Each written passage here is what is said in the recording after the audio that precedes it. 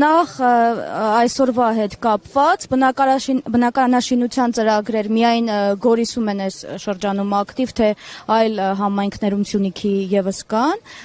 եւ արցախցիներ կրկին ներառված են սոցիալական ծրագրերում։ Ամենաակտիվը Գորիսն է, շուրջ 3-4 տարի առաջ սկսել ենք մասնակցել տարբեր բնակարանաշինության ծրագրերին։ Գորիսը ամենաակտիվն է համայնքային մակարդակում իրականացվող ծրագրերին եւ գործընկերային ծրագրերին, այլ համայնքներում այսպիսի մասշտաբների բնակարանաշինական ծրագրեր, որպես այդպիսին բացառությամբ 16 միլիոնների ծրագիրը, որը շատ մեծ է, ինձ հայտնի չէ։ Իսկ Մարսպետի գավաթ միայն Սյունիքում էր, թե Փաշինյանի օրինակին հետևելով մյուս մարզերում եւս այսպես Մարսպետի գավաթ առաջնություն կա։ Լավ չհասկացա, միայն Սյունիքում նկատի ունեք։ Առաջնություններ միայն Սյունիքում են իրականացվում։ Չեմ կարող ասել մնացած մարզերում ինչպես է, դա նախ Արուշանյանի նախաձեռնությունն է եղել եւ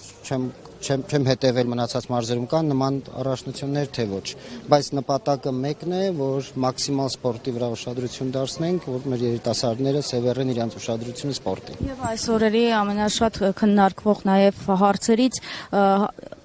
Թշնամին կրկին ակտիվացել է Սյունիքի համայնքների ուղղությամբ, սկզբում տեղեկատվությունն այնպես էր, որ օդ են կրակում, հետո տեսանք, որ մարդիկ իրենց տանիքներից փամփուշտներ են հավաքում, վերջին կրակոցների արդյունքում նաև տուն էր վնասվել Խոզնավարում։ Այդել էր, տան հետ կապված դիպել էր գնդակը, մի քանի անգամ ա եղել, այո։ Տևական ժամանակ է կրակոցները կան, գիշերվա ժամերին եւ այդ մասով ինչ տեղեկատվություն որ կա, որ բոլորին հասանելի է, այդքանն էլ իրականությունն է, իհարկե շատ վատ է որ կրակում են, որովհետև ինքը իրականում խնդիր է նաև մարզի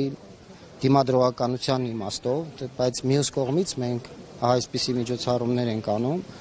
այնպես ենք անում, որ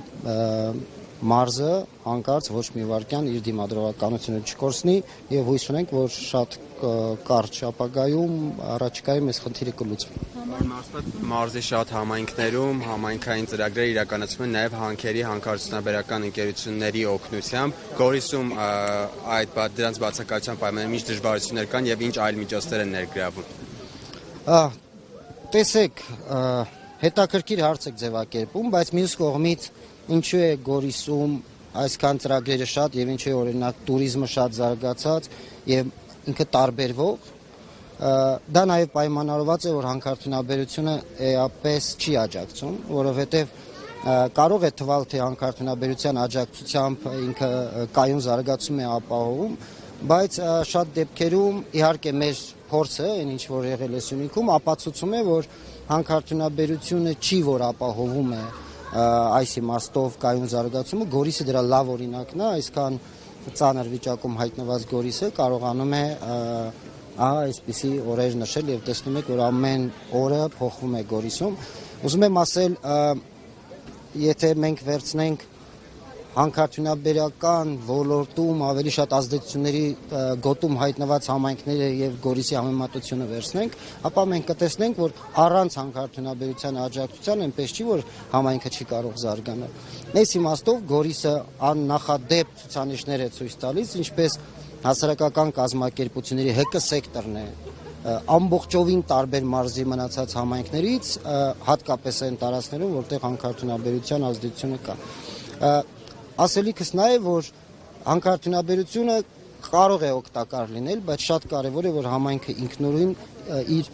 հույսը դնի իր ուժերի վրա։ Եվ այս մասով Գորիսը իհարկե փայլուն հաջողություններից։ Գորիսից բացի էլի կան համայնքներ, որտեղ հանքեր չկան, բայց այնտեղ շինարարությունները նույն ակտիվությամբ չեն, ծրագրերը նույն ակտիվությամբ չեն, ինչ է արվում այդ համայնքներում, որ գոնե որոշ չափով մոտենան Գորիսի ցուցանիշին։ Բարդ հարց եք տալիս, տարբեր են պատճառները, համայնքները, որոնք որ փոքր են, այդտեղ բյուջեի հետ կապված են խնդիրները եւ այդտեղ փորձում ենք պետական ծրագրերը ավելի շատ ներառել, բայց մյուս կողմից, երբ որ համայնքը զարգանում է, պետք չէ դանդաղեցնել եւ ընդհանրապես ռոտացիոն համակարգը սխալ է, զարգացող համայնքին պետք է անպայման աջակցել ել ավելի, որպեսզի հանկարծ այն կանգ չառնի։ Տարբեր են պատճառները, դա եւ սուբյեկտիվ կարող է լինել, եւ օբյեկտիվ պատճառներով, բայց այն, որ Գորիսը ապացուցում է իր դիմադրողականությունը, դա իհարկե բոլորդ էլ տեսնում։ Բոլորով են վերջերս, որ Փաշինյանը այս մարզում էր, ասում էր, որ օրինակ ատամները արագ լվանան, չրչր ջրերը փակեն, ջրամատակարարումը կբարելավի։ Դուք ունեք ձեր տարբերակը ջրամատակարարման բարելավման։ Ընդհանրապես ջրային ռեսուրսների կառավարումը չափազանց կարևոր է օրորի, այս գլոբալ տաքացման ֆոնին, ընդհանրապես խմելու ջրի պաշարի հանդեպ պետք է բոլորս լինենք ավելի ուշադիր։ Լուծումը այն է, որ պետք է բոլորս շատ ճիշտ օգտագործենք մեր բոլոր ռեսուրսները, առավել եւս երբ որ խոսում ենք ամենակարևոր ռեսուրսի մասին, դա խմելու ջուրն է։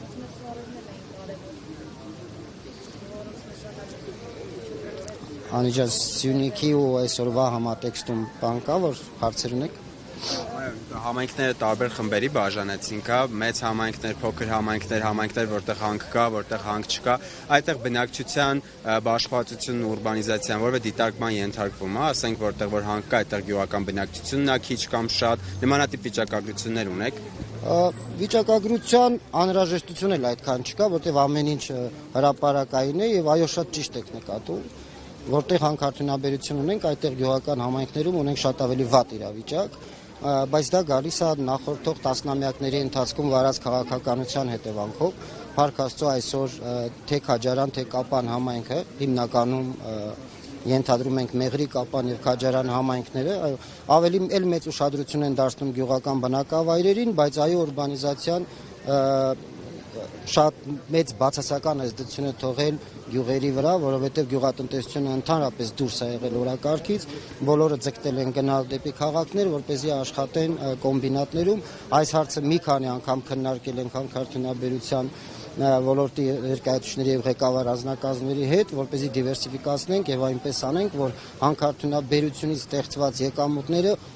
ուղղակիորեն ազդեն այն բոլոր ոլորտների վրա, որոնք որ համայնքները ավելի կայուն կդարձնեն եւ կախվածությունը հանքարդյունաբերությունից կթուլացնեն։ Այս իմաստով արդեն շուրջ 2 տարի է մենք այդ քաղաքականությունը վարում ենք, բայց ամբողջությամբ համաձայն եմ ձեզ։ Այս համատեքստում Գորիսի վիճակը ոնց է։ Շատ ավելի շատ լավ է, քան մնացածը։ Տեսեք Գորիսի գյուղերը, գիտեք ինչ, հիմնականում խոշոր գյուղեր են, բացառությամբ 1-2 բնակավայրերի։ Այո, Բարձրավան, Շուրնուխ, Որոտան գյուղերը, իսկ օրինակ Կապանինը 40 բնակավայրեր են, գյուղեր են, որոնցից մի երկուսն է, որ ինքը որպես գյուղ ամբողջությամբ կարելի ասել բնակեցված է։ Մնացած բոլոր գյուղերը կարծում եմ բոլորդ էլ գնացել եք տեսել։ Տեսեք թե ինչքան կարևոր է, երբ որ համայնքը հույսը դնում է ինքը իր ուժերի վրա։ Որոտանում եւ Շուրնուխում հիմա իրավիճակն ինչպես է։ Գիտենք, որ այնտեղ նաեւ ադրբեջանական ճանապարհատվածի անցակետի հետ կապված, օրինակ Փաշինյանը, որ եկավ, շրջեց եւ այլը, ինչ էին իրեն բնակիչները ասում, անվտանգության հետ կապված հիմնականում ինչ հարցեր էին բարձրաձայնում։ Անցակետը լավ չհասկացա ինչ։ Որ ճանապարհը փակվել է այդ իմաստով։ Հիմնական բնակիչների հարցը ուղղված է եղել խաղաղություն կլինի, թե ոչ եւ բոլորի հարցը մեկն էր։ Բոլորն էլ հույսով որ կլինի խաղաղություն, դա է եղել անվտանգային իմաստով այն բոլոր հարցերը, որոնք որ բնակիչները տվել են, այդ ամեն ինչը ուղիղ եթերում է եղել, կարող եք դուք էլ տեսնել։ Սահմանապահի դեպքը, որ եղել է Մարվան, դուք տեղեկություններ ունեք, ինչից է ծագել, հա։ Թույլ տվեք, ես չպատասխանեմ այդ հարցին, քանի որ ինքը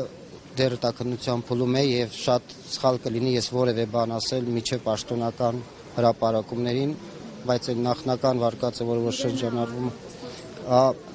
այն որ իրեն ամրացված զենքից է դա միանշանակ, բայց մնացածը թույլ տվեք չբարձրաձայնեմ, դա չեմ կարծում։ Առարկայական խոսելով, Սյունիքում մի շարք տարածքներ ադրբեջանական օկուպացիայի տակ են, Սև լճի հատվածում, ներքին հանդում, ու հիմա շրջանառվում են խաղաղության պայմանագրի թեզը, ինչքանով է Սյունիքի շահերը պաշտպանված եւ որն է մարզպետարանի դիրքորոշումը, արդյոք այդ տարածքների օկուպացված տարածքների մասին որևէ խոսակցություն կա ու երբ է սահմանազատում իրականացվելու այդ հատվածներում։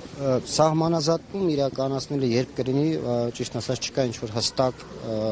ժամկետ, օր, երբ կլինի, բայց հրապարակվածը գիտեք, որ պետք է շարունակվի այն մասից, որտեղից որ սկսել են Տավուշի մարզից, ինչ վերաբերում է օկուպացված տարածքներին, սահմանազատումը, երբ որ կհասնի այստեղ, վստահաբար պետք է իրենք վերադառնան այն տեղը, որտեղ որ սահմանազատումը կիրականացվի։ Այսինքն դա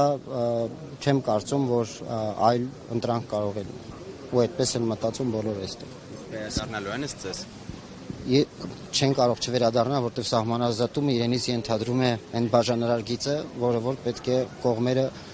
ընդունեն որպես սահման։ Այդ տրամաբանորեն այդպես էլ պետք է։ Իսկ խաղաղության պայմանագրի շրջանակներում որևէ կերպ քննարկվել է այս հարցը։ Չեմ կարող ասել, որտեղ խաղաղության պայման Մարզպետ ձեր հետ որևէ խոսակցություն կամ քննարկում եղել է։ դեռ ոչ, այսինքն դա դեռ ընթացքի մեջ է ենթադրում եմ, բայց երբ որ արդեն հստակ քայլերը կլինեն, վստահ եմ, որը վերաբերելի կլինի Սյունիքի մարզին։ Բայց ես նաև ուզում եմ մի բան ասել, տեսեք, սա մեզ համար շատ կարևոր է այսպիսի միջոցառումները, եւ դուք նկատում եք նաև, որ այստեղ են բոլոր օղակները, եւ սա վստահաբար ամենակարևորն է, որ Սյունիքում բոլորը անկախ իրենց քաղաքական հայացքներից, անկախ իրենց պատկերացումներից տարբեր հարցերի վերաբերյալ կա մի բան, որը մեզ համար բոլորիս համար նույնական է։ Դա լինենք ձեռքի տված եւ ամուր պահենք Սյունիքի դիմադրողականությունը, որովհետեւ առանց սրա ես կարծում եմ մենք շատ ավելի լուրջ խնդիրներ կունենայինք Սյունիքում, ինչի համար շնորհակալ եմ բոլորից, ինչպես նաև ձեզ, որ միշտ կարողանում եք գալ Սյունիք հասնել եւ այսպիսի լավ ծրագրերը լուսաբանել։ Դուք շատ եք ոգևորում բոլոր մարդկանց։ Բայց քանի որ ամեն օր չի, որ մարզպետի հետ հարցազրույց ունենալու հնարավորություն ենք ունենում, նաև էլի թեմայից, այսօրվա թեմայից դուրս մի հարց էլ եմ տալ, ինչպիսին է մարզի վիճակը ռուս սահմանապահների հեռանալուց հետո, Մեղրիից գնացին, անցակետից գնացին, ինչ վիճակում է մարզը դրանից հետո ու արդյոք որևէ սահմանային իրավիճակ փոխվել է դրանից հետո, թե չէ ադրբեջանցիների վարքագծում։ Բացարձակապես ոչ, այսինքն սահմանապահ զորքերի դուրսբերումը Սյունիքի մարզում որևէ փոփոխություն Սյունիքի մարզում չի նկատվել, բացասական որևէ ազդակ չկա։ Ես կարծում եմ այդ ամեն ինչը շատ ավելի լավ կլինի բնակիչներին հարցնեք, բայց որքանով որ ես եմ տեղյակ, նույնիսկ ներքին հանդում եւ մնացած բոլոր տեղերում, որտեղ տեղակայված են եղել, դուրս գալը որևէ բացասական բան չի առաջացրել, որովհետեւ շատ հաճախ, ինչպես եւ մեր հայ-իրանական սահմանն է,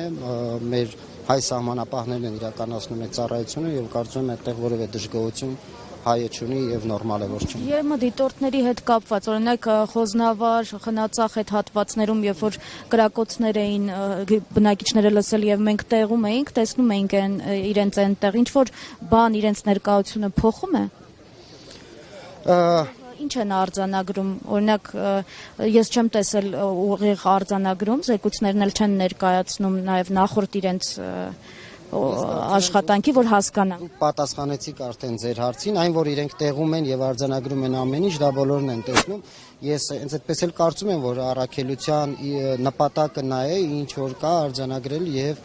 փոխանցել իրենց չեն ներկայացնում, ինչ են արձանագրում։ Ներկայացնում են իրենց ղեկավարությանը, ում որ պետք է ներկայացնեն, բայց թե դա չպետք է անի դիտորդական առաքելությունը, ենթադրում եմ այդ երկրների ղեկավարների մակարդակով պետք է արվի։ Մենք շատ քիչ առիթներով ենք հանդիպում, որտեղ իրենց առաքելությունն են անում եւ մենք այս իմաստով որևէ միջամտություն կամ նույնիսկ համագործակցություն կա, բայց ինքը շատ եզակի դեպքեր են լինում, որտեղ մարդիկ իրենք հստակ առաքելությամբ են այստեղ, բայց այն որ իրենք ամեն օր գնում են եւ տեղում այդ ամեն ինչը փաստագրում են, միանշանակ է եւ վստահաբար եթե փաստագրում են, ուրեմն ինչ որ այո շուտով մեկ այլ առիթով կգաք Գորիս եւ միտումը կտեսնեք, թե ինչ միտում ուներ հաճախակի Գորիս գալը Ֆրանսիայի դեսպանին։ Իդեպ Գորիսը գիտեք ֆրանկաֆոն քաղաք է, նաեւ Գորիս-Վիեն համագործակցությունը։ Այո, դե բնականաբար սովորաբար դեսպանները չեն կարող երկրի մի մարզի հետ լավ լինել, մյուսի հետ վատ։ բայց այն հաճախակի գալու հիմքերից մեկը նաև Գորիս գալն է, որը որ դուք շուտով ներկա կլինեք այդ միջոցառմանը։ Մի հարց էլ Շատ կարևոր ներքին հետ կապված, որ ասացիք 22 թվականին ռազմական գործողությունները 22-ից 23 թվականներին որ եղան, ռուս սահմանապահները որտեղ որ կային, ռազմական գործողություններից մի քանի օր առաջ հետ էին քաշվել։ Կարելի է ենթադրել, որ դա էր պատճառը, որ ռուս խաղապահներն այլևս Սյունիքում չեն եւ որն է մարզի դիրքորոշումը այդ մասը։ Թույլ տվեք այդ հարցը չպատասխանել, նախ որ իմ կոմպետենցիայի մեջ չի, թե որ պատճառով են իրենք դուրս եկել, ես գիտեմ եւ բոլորս գիտենք, որ դա եղել է ղեկավարների մակարդակում, այդ զրույցից հետո, հետեւաբար դուրս գալու պատճառները չեմ կարող ասել, իսկ ենթադրությունները ես կարծում եմ, որ ճիշտ չէ, որ ես իմ կարծիքը այսպես բարձրաձայնեմ, որտեղ ամեն դեպքում կա պաշտոնական հրապարակված լուր։